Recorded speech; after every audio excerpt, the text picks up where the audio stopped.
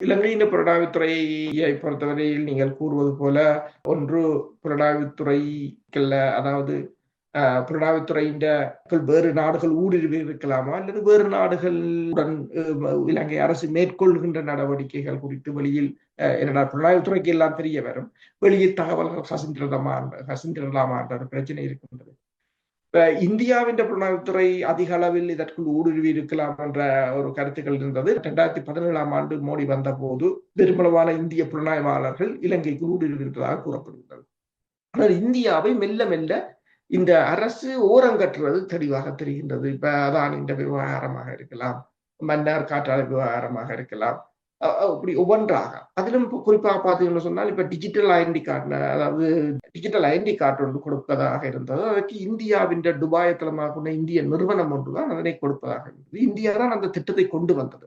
அதற்கான நிதியையும் இந்தியா தான் வழங்கி இருந்தது. அரைவாசியை நாங்கள் தருகிறோம், அரைவாசியை நீங்கள் போடுங்கள். ஆனால் அது இப்போ என்று சொன்னால் முன்னைய காலத்தில், அரசு காலத்தில்.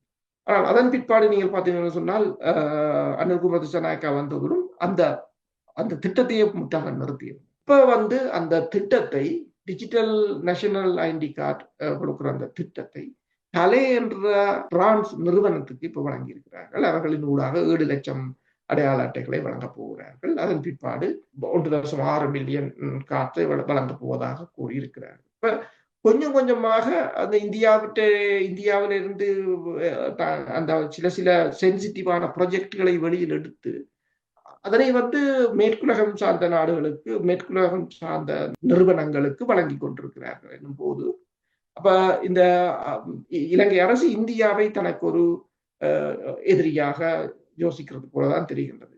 அப்ப அது இப்ப இந்தியாவால், பக்கத்தில் நாடு இந்தியாவால் ஊடுருவ முடியும் என்று சொன்னால் புலனாய்வுத்துறையில் தான் ஊடுருவ முடியும்.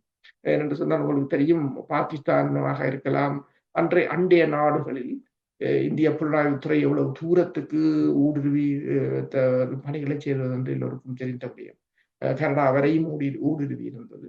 அப்ப அதற்கான ஒரு முன்முயற்சியாக இருக்கலாம்.